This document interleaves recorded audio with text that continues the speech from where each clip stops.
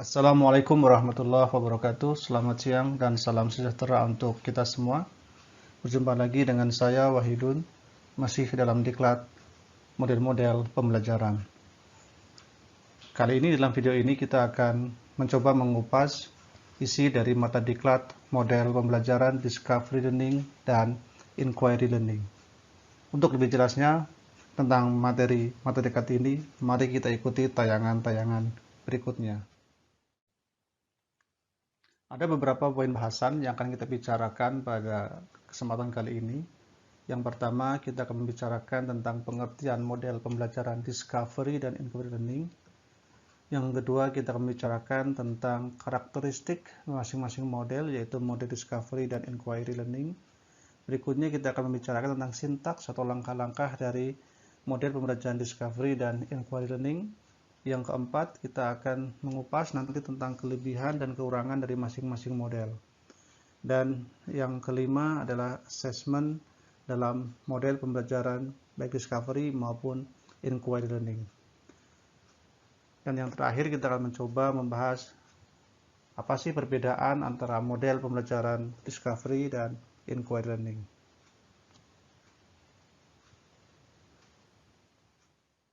Sedangkan tujuan pembelajaran yang diharapkan setelah Bapak Ibu menyaksikan tayangan video ini, Bapak Ibu peserta diharapkan dapat menjelaskan yang pertama pengertian dari model pembelajaran Discovery dan Inquiry Learning.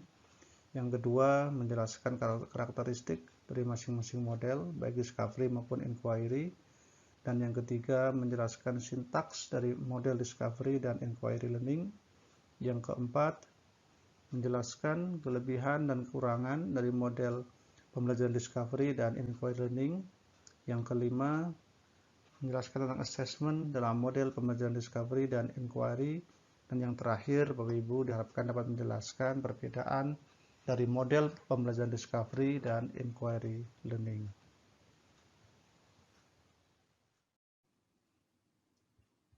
Ada beberapa pengertian dari para ahli terkait dengan pengertian atau definisi Discovery Learning. Yang pertama dari BPSDM Kementerian Pendidikan dan Kebudayaan yang menyatakan bahwa Discovery Learning merupakan suatu model pembelajaran yang dikembangkan berdasarkan pandangan konstruktivisme. Model ini menekankan pentingnya pemahaman struktur atau ide-ide penting terhadap suatu disiplin ilmu melalui keterlibatan siswa secara aktif dalam proses pembelajaran. Pendapat yang kedua diberikan oleh Istiqomah 2018 yang menyatakan bahwa Discovery Learning adalah pembelajaran untuk menemukan konsep, arti, dan hubungan kausal melalui proses intuitif yang dilakukan oleh peserta didik untuk akhirnya sampai pada suatu kesimpulan. Pendapat lain menyatakan bahwa Discovery Learning adalah suatu model untuk mengembangkan cara belajar siswa aktif dengan menemukan sendiri, menyelidiki sendiri, maka hasil yang diperoleh akan setia dan tahan lama dalam ingatan, tidak akan mudah dilupakan siswa. Dari beberapa pendapat tadi dapat kita simpulkan bahwa Discovery Learning merupakan suatu model pembelajaran yang dikembangkan berdasarkan pandangan konstruktivisme, di mana model ini menekankan pada pentingnya pemahaman terhadap suatu konsep dalam pembelajaran melalui keterlibatan siswa secara aktif dalam proses pembelajaran. Adapun karakteristik dari Discovery Learning, yang pertama adalah guru berperan sebagai pembimbing. Jadi hendaknya guru memberikan kesempatan muridnya untuk menjadi seorang problem solver atau seorang scientist. Karakteristik yang kedua adalah bahan ajar tidak disajikan dalam bentuk akhir atau jadi, tetapi siswa dituntut untuk melakukan berbagai kegiatan, menghimpun informasi, membandingkan, mengkategorikan, menganalisis, mengintegrasikan, mereorganisasikan bahan, serta membuat kesimpulan-kesimpulan. Sintaks atau langkah pembelajaran pada model pembelajaran Discovery Learning secara garis besar terdiri dari 6 tahap, yaitu yang tahap pertama adalah stimulasi atau pemberian rangsangan. Tahap yang kedua adalah problem statement atau identifikasi masalah. Yang ketiga adalah data collection, pengumpulan data. Tahap yang keempat, atau langkah keempat adalah data processing, pengolahan data. Langkah yang kelima adalah verification, pembuktian. Dan langkah yang keenam adalah generalization atau menarik kesimpulan. Berdasarkan sintak tersebut, langkah-langkah pembelajaran discovery learning yang bisa dirancang oleh guru adalah sebagai berikut. Yang pertama, pada tahap stimulasi. Pertama-tama, pada tahap ini pelajar dihadapkan pada sesuatu yang menimbulkan kebingungannya, kemudian dilanjutkan untuk tidak memberi generalisasi agar timbul keinginan untuk menyelidiki sendiri. Di samping itu, guru dapat memulai kegiatan pembelajaran dengan mengajukan pertanyaan, anjuran membaca buku, dan aktivitas belajar lainnya yang mengarah pada persiapan pemecahan masalah. Stimulasi pada tahap ini berfungsi untuk menyediakan kondisi interaksi belajar yang dapat mengembangkan dan membantu siswa dalam mengeksplorasi bahan. Pada tahap berikutnya, yaitu tahap problem statement atau identifikasi masalah. Setelah dilakukan stimulasi, langkah selanjutnya adalah guru memberi kesempatan kepada siswa untuk mengidentifikasi sebanyak mungkin agenda-agenda masalah yang relevan dengan bahan pelajaran. Kemudian salah satunya dipilih dan dirumuskan dalam bentuk hipotesis, yaitu jawaban sementara atas pertanyaan masalah. Langkah ketiga adalah data collection atau pengumpulan data. Ketika eksplorasi berlangsung, guru juga memberi kesempatan kepada para siswa untuk mengumpulkan informasi sebanyak-banyaknya yang relevan untuk membuktikan benar atau tidaknya hipotesis. Pada tahap ini, berfungsi untuk menjawab pertanyaan atau membuktikan benar tidaknya hipotesis. Dengan demikian, anak didik diberi kesempatan untuk mengumpulkan berbagai informasi yang relevan dengan membaca literatur, mengamati objek, wawancara dengan narasumber, melakukan uji coba sendiri, dan sebagainya. Langkah berikutnya adalah data processing atau pengolahan data. Pada pengolahan data, merupakan kegiatan mengolah data dan informasi yang telah diperoleh para siswa baik melalui wawancara, observasi, dan sebagainya, lalu ditafsirkan. Semua informasi hasil bacaan, wawancara, observasi, dan sebagainya, semuanya diolah, diacak, diklasifikasikan, ditabulasi, bahkan bila perlu dihitung dengan cara tertentu, serta ditafsirkan pada tingkat kepercayaan tertentu. Pada langkah berikutnya, yaitu verification atau pembuktian, siswa melakukan pemeriksaan secara cermat untuk membuktikan benar atau tidaknya hipotesis yang ditetapkan tadi dengan temuan alternatif, dihubungkan dengan hasil data processing.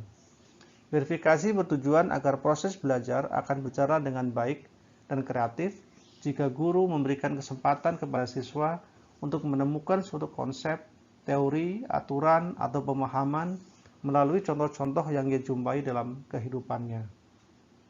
Dan langkah terakhir adalah generalization atau menarik kesimpulan.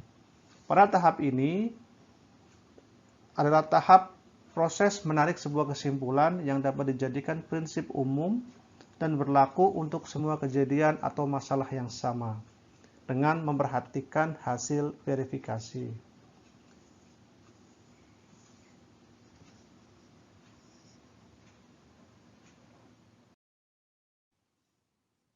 Bapak Ibu, kita masuk pada topik bahasan yang ketiga, yaitu tentang kelebihan dan kekurangan dari model pembelajaran discovery learning.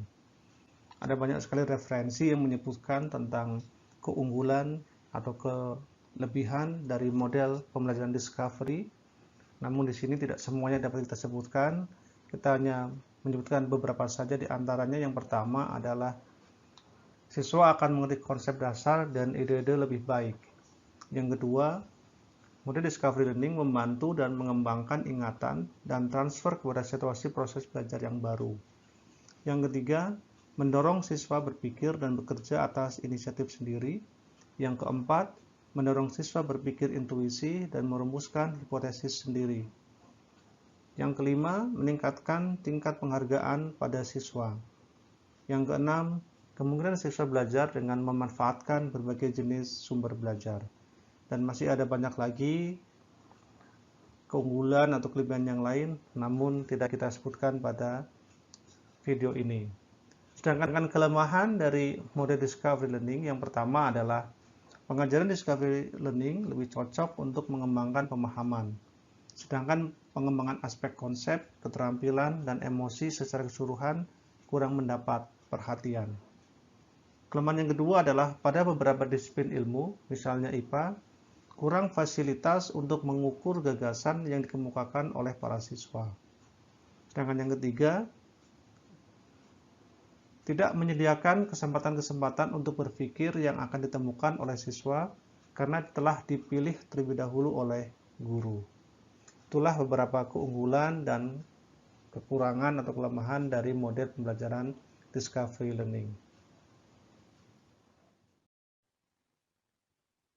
Dalam model pembelajaran discovery learning, penilaian dapat dilakukan baik menggunakan tes maupun non-tes.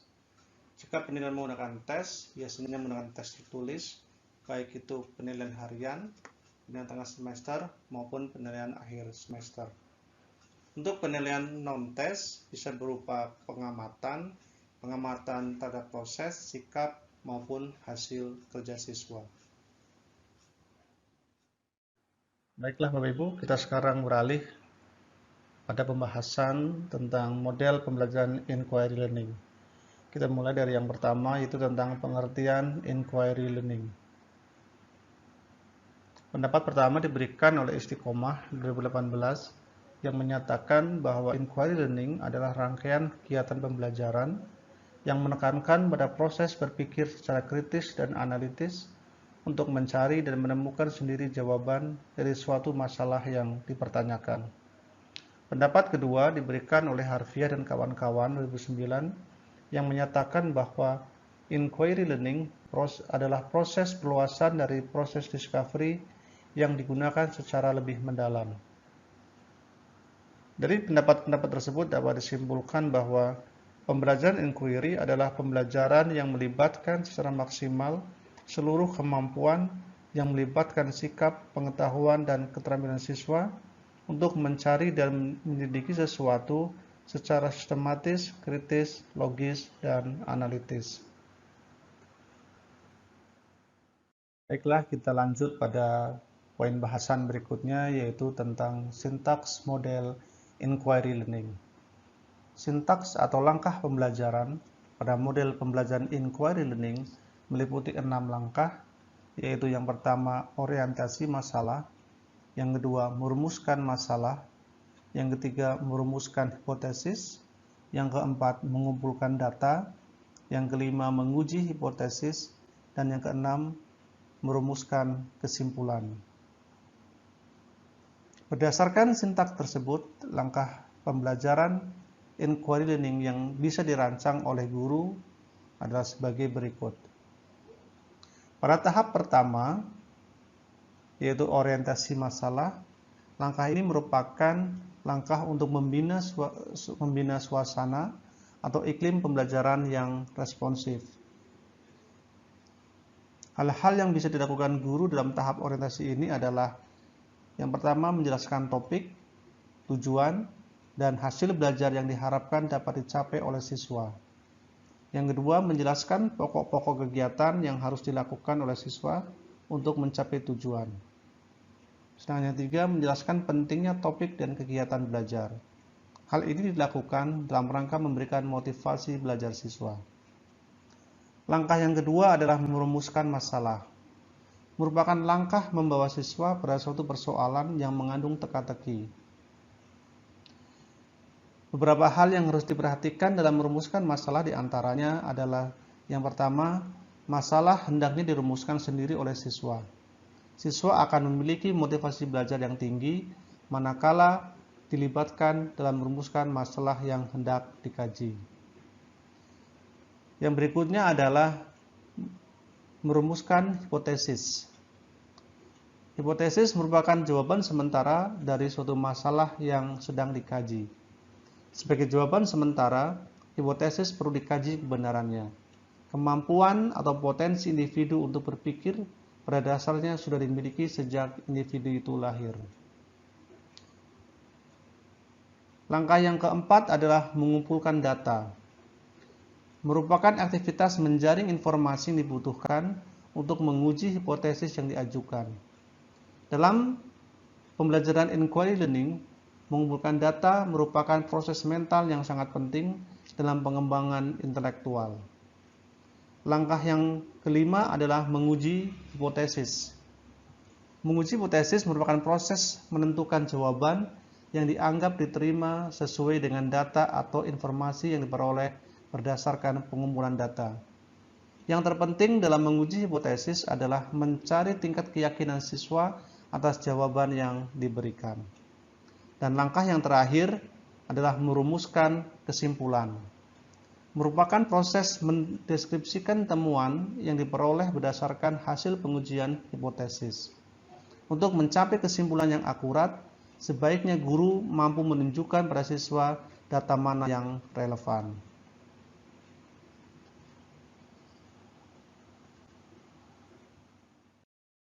Terkait dengan penggunaan strategi pembelajaran inquiry, Sanjaya 2014 memberikan 5 prinsip yang harus diperhatikan oleh Bapak Ibu guru dalam menggunakan strategi pembelajaran inquiry.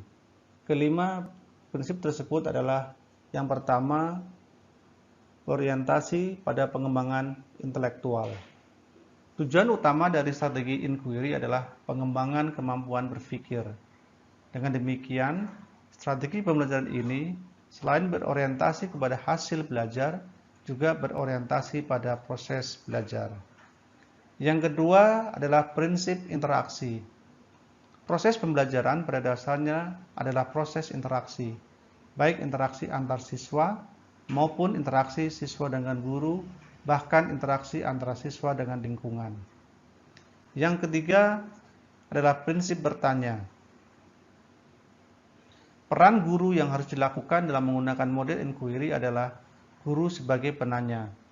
Sebab kemampuan siswa untuk menjawab setiap pertanyaan pada dasarnya sudah merupakan sebagian dari proses berpikir. Yang keempat adalah prinsip belajar untuk berpikir.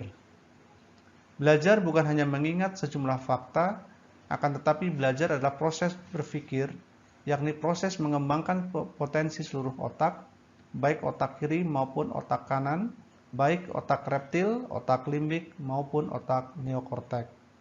Dan yang kelima adalah prinsip keterbukaan. Belajar adalah suatu proses mencoba berbagai kemungkinan. Segala sesuatu mungkin saja bisa terjadi. Oleh sebab itu, anak perlu diberikan kebebasan untuk mencoba sesuai dengan perkembangan, kemampuan, logika, dan nalarnya. Pemilihan model pembelajaran yang akan digunakan dalam pembelajaran harus diiringi dengan suatu pertimbangan untuk mendapatkan suatu kebaikan atau kelebihan serta meminimalisir kerugian yang ada. Kelebihan atau keunggulan dari inquiry learning yang pertama adalah menekankan kepada pengembangan aspek kognitif, afektif, dan psikomotor secara seimbang, sehingga pembelajaran melalui strategi ini lebih bermakna. Yang kedua, memberikan ruang kepada siswa untuk belajar sesuai dengan gaya belajar mereka. Yang ketiga, sesuai dengan perkembangan psikologi belajar modern, yang menganggap belajar adalah proses perubahan tingkah laku berkat adanya pengalaman. Dan yang keempat, melayani kebutuhan siswa yang memiliki kemampuan di atas rata-rata. Artinya, siswa yang memiliki kemampuan belajar bagus tidak akan terhambat oleh siswa yang lemah dalam belajar. Sedangkan kelemahan dari inquiry learning adalah yang pertama, sulit mengontrol kegiatan dan keberhasilan siswa. Yang kedua, sulit dalam perencanaan pembelajaran oleh karena terbentur dengan kebiasaan siswa dalam belajar. Yang ketiga, kadang-kadang dalam mengimplementasikannya memerlukan waktu yang panjang sehingga guru sulit menyesuaikannya dengan waktu yang telah ditentukan. Dan yang keempat, selama kriteria keberhasilan belajar ditentukan oleh kemampuan siswa dalam menguasai materi pelajaran, maka strategi pembelajaran inquiry akan sulit diimplementasikan oleh setiap guru.